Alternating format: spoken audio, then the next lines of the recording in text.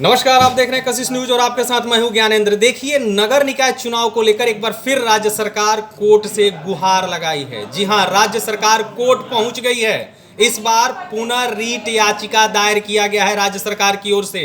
Court ने सरकार की इस गुहार को स्वीकार भी कर लिया है और इस मामले पर अब कोर्ट 19 अक्टूबर, मैं आपको तारीख बता रहा हूं कि इस मामले पर अब 19 अक्टूबर को सुनवाई होगी। यानी राज्य सरकार का कहना है कि आपने जो फैसला दिया है इस पर पुनर्विचार कीजिए, इस फैसले पर पुनर्विचार कीजिए ताकि हम चुनाव करा सके, नगर निकाय का चुनाव करा सके। आपको बता दें कि आपको पिछले दिनों ही हाई कोर्ट ने ईबीसी आरक्षण मामले को लेकर के आपत्ति दर्ज किया था। उसने साफ तौर पर कहा था कि इसको क्लियर कीजिए, उसके बाद आप चुनाव कराइए। जब कोर्ट ने आपत्ति दर्ज किया तो राज्य निर्वाचन आयोग ने आपको नगर निकाय चुनाव को रद्द कर दिया था। इसको लेकर के अभी पक्ष और विपक्ष के बीच में तानातानी है, दोनों ओर से रस्साकसी जारी है।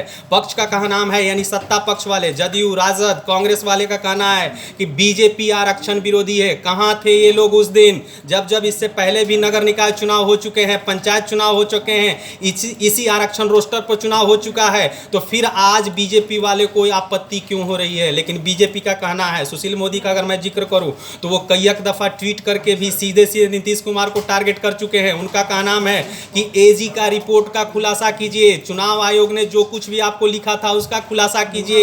ये ईबीसी का आरक्षण का मामला है, बीजेपी आरक्षण विरोधी नहीं बल्कि आरक्षण की समर्थक है।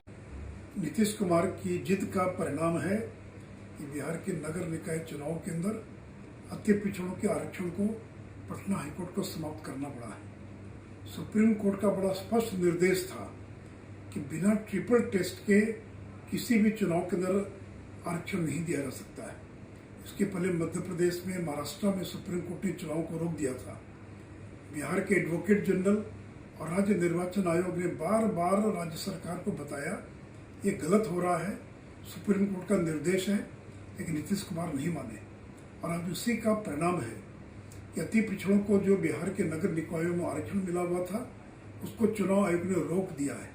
अब चुनाव कराने में कम से कम साल डेढ़ साल लगेंगे। इन्हें बिहार के हजारों अति पिछड़ा समाज के लोग जो मेयर बनते, डिप्टी मेयर बनते, उसको आपने अगले 1 साल तक बनने से रोक दिया। नीतीश जी बताएं कि एडवोकेट जनरल ने आपको शुरू में क्या राय दी थी, राज्य निर्वाचन आयोग की क्या राय थी?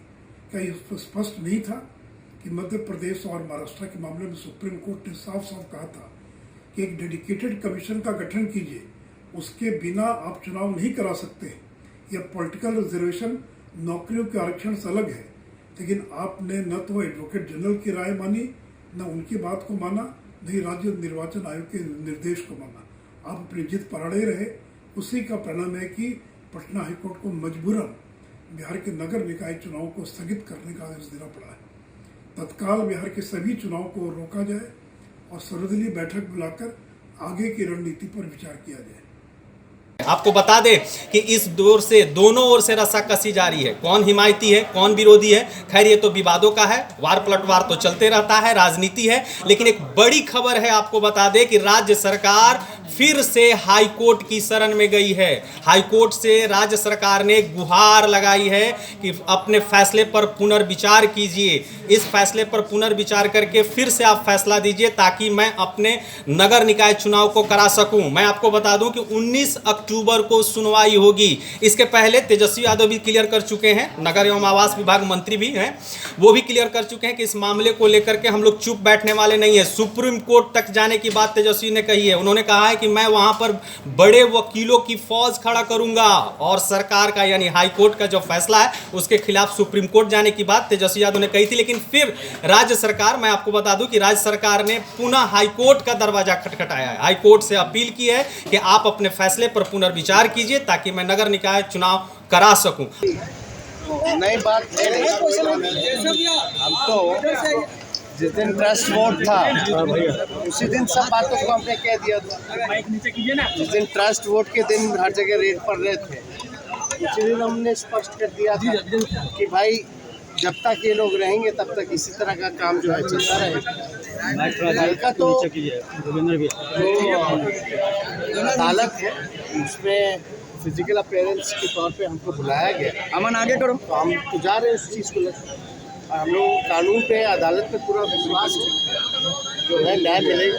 आप लोगों को इसमें कोई फिक्र करने की जरूरत तो है नहीं, क्योंकि सारी चीज़ें जो है स्पष्ट है। और ये सारी बातें जो है कल अपना पक्ष जो हम लोग रखेंगे। बीजेपी बिहार में बीजेपी परेशान कर रही है। बीजेपी बिहार में धरना प्रदर्शन कर रही है पिछड़ों के आरक्षण के लिए। किसका? बीजेपी आरक्षण तो बैठी हुई है। बीजेपी इसी आरक्षण के साथ कितना पंचायत का चुनाव हुआ, कितना नगर निगम का चुनाव हुआ। अब बीजेपी को तो ये बताना चाहिए ना भाई कोर्ट में क्या हुआ, ये लोग जो मंत्री थे तो क्या किए। अब देखने वाली बात होगी कि 19 अक्टूबर को क्या कुछ निकल करके आता है, क्योंकि सबकी निगाहें अब हाईकोर्ट के अगले आदेश पर टिकी होगी। क्या कुछ कोर्ट फैसला देता है उस पर डिपेंड करता है। इस तरीके की तमाम खबर जानने के लिए आप बने रहे कशिश न्यूज के साथ। अगर इस वीडियो को आप यूट्यूब पर देख रहे हैं तो सब्सक्राइब कर लीजिए।